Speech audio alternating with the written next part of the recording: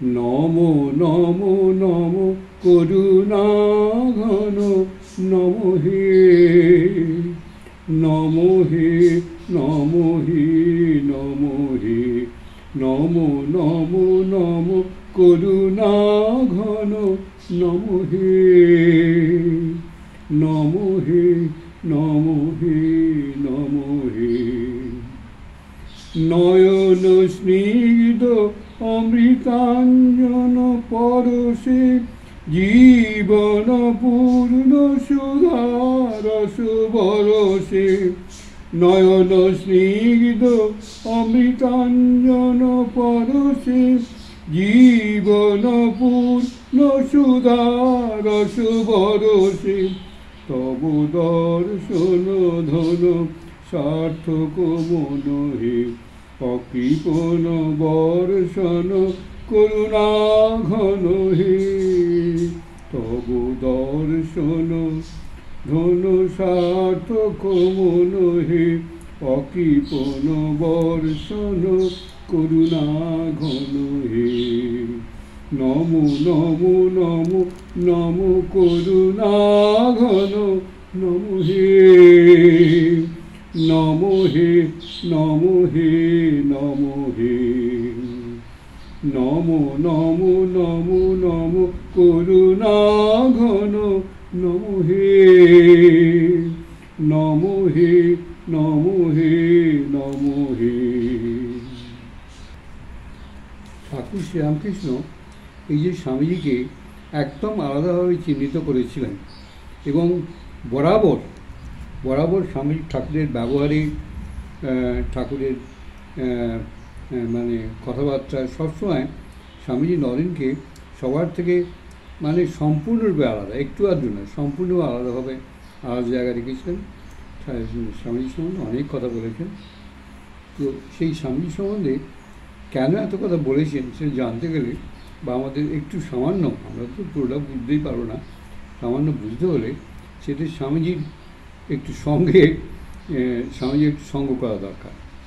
তো আমি ওই স্বামীজির যারা সঙ্গ করেছেন তাদের কথাই আমি এখন বলবো আর কি।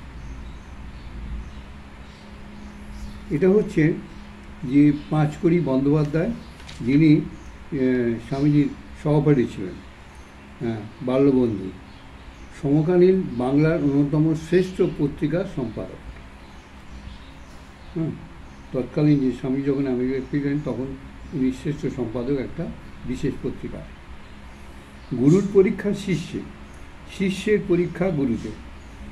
শুষ্ক তরুমঞ্জুরিত করিতে পারিয়াছিলেন বলিয়াই বাংলায় ব্রাহ্মণের প্রতিষ্ঠা হয়েছিল। আর ইংরেজি শিক্ষিত নবযুবকদের মধ্যে হইতে ব্রহ্মানন্দ, বিবেকানন্দ, রামকৃষ্ণানন্দ, শারদানন্দ প্রভৃতি সন্ন্যাসীগণের সৃষ্টি করিতে পারিয়াছিলেন বলিয়াই ভগবান রামকৃষ্ণ সাক্ষাৎ ব্রহ্মস্বরূপ। আমরা নরেন্দ্রনাথকে জানি, চিনি, সেই নরেন্দ্রনাথের বিবেকানন্দ পরিণতিও জানি ও বুঝি। তাই ভগবান রামকৃষ্ণের মহিমায় মুগ্ধ আমরা।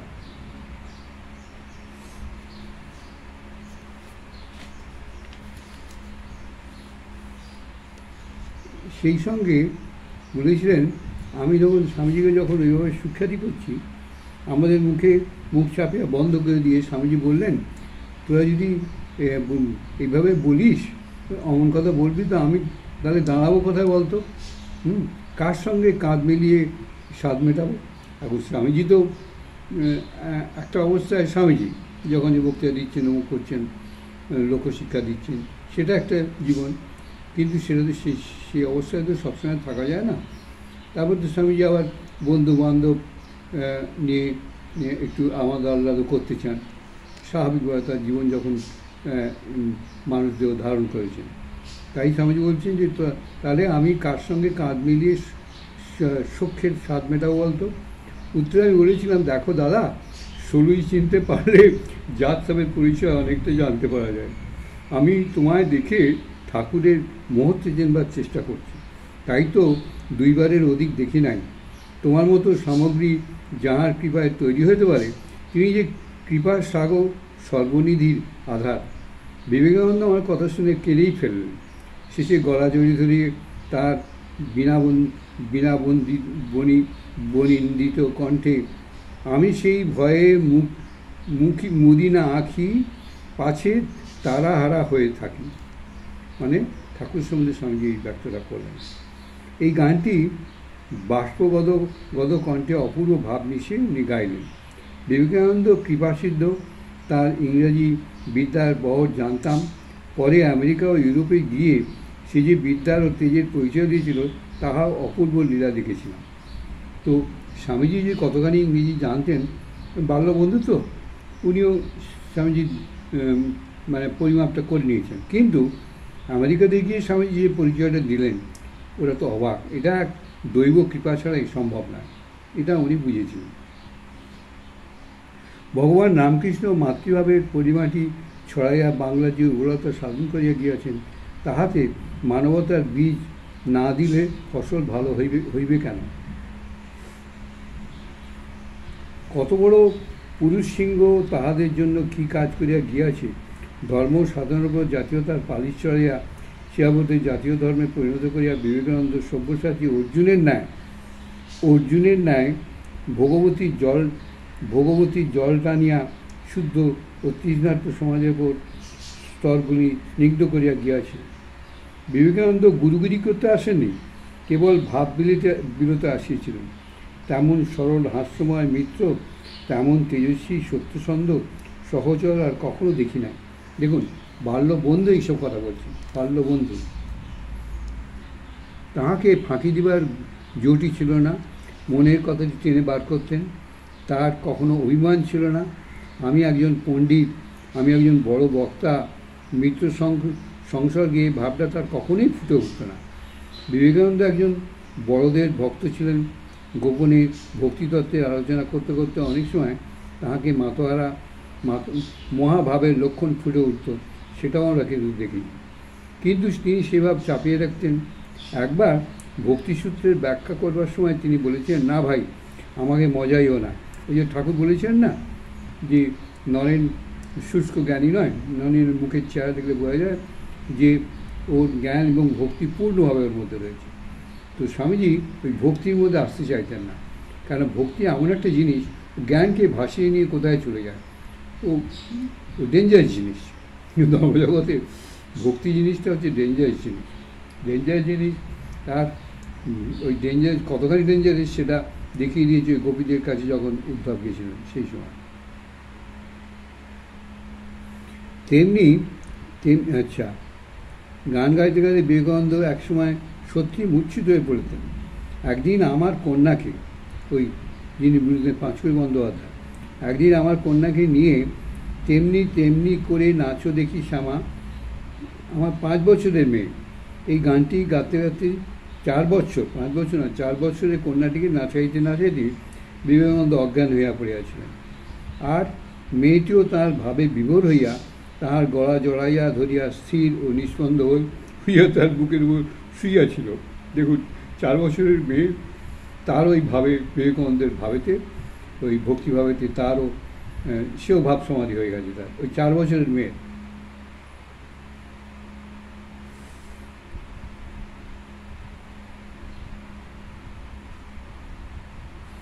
কিন্তু বিবেকানন্দ প্রায় এই ভাব চেপে রাখতেন। তিনি প্রায় বলতেন, দেখ, এই ভাবের বাড়াবাড়ি হওয়াতে আমাদের কলা খেয়ে বসেছি। পৃথিবীতে এমন মদ নেই যাকে ভক্তিরসের সহিত তুলনা করা যেতে পারে। সকল মদের সেরা হচ্ছে ভক্তি মদ। সেই মদ খেয়ে বাঙালি 400 বছর মাতাল হয়েছিল, আর ও মদ চালানো ঠিক নয়। এখন বিবেকানন্দ কর্মজ্ঞানের প্রাধান্য নিয়ে বক্তৃতা করতেন। সেই চলে গেছে। গুরুদত্ত বীজ ছড়িয়ে, গুরুর গৌরব ডঙ্কা বাজিয়ে, সর্বসামঞ্জস্য মহামন্ত্র বাঙালির কানে বজ্রগম্ভীরনাদে উচ্চারণ করে সে চলে গেছে। এখন তো তাকে বুঝবার সময় আসে নাই। তাই স্মৃতি মুখে সুখী হইয়া একজনের আকাশপথ চাইয়া আছি। এসো তুমি, ডাকার মতন ডাকলে নাকি তুমি আসো, তাই তোমার ডাকছি হে স্বামীজি, তুমি অন্য রূপে এসে অবতীর্ণ হও, তোমার কর্ম পূর্ণ করো। কি বন্ধু এই কথা বলবে। আচ্ছা, আমি এখানে একটা কথা বলবো, যে সেটা হচ্ছে এই মিশনেতে ওই বাবুরাম মহারাজ এই ভক্তিপথের উনি সাধনা করেছেন, বাবুরাম মহারাজ। তো একবার রাখাল মহারাজ তো অধ্যক্ষ ছিলেন। এবার কী করেছে, বাবুরাম মহারাজ নিজে নিরামিষ খেতেন এবং খুব ভক্তিভাবে পূজা এবং ভাবনা করতেন। তো তখন কী করেছে, রাখাল মহারাজ যখন বাইরে ছিলেন সেই সময় বাবুরাম মহারাজ মঠের পরিচালনা করছেন।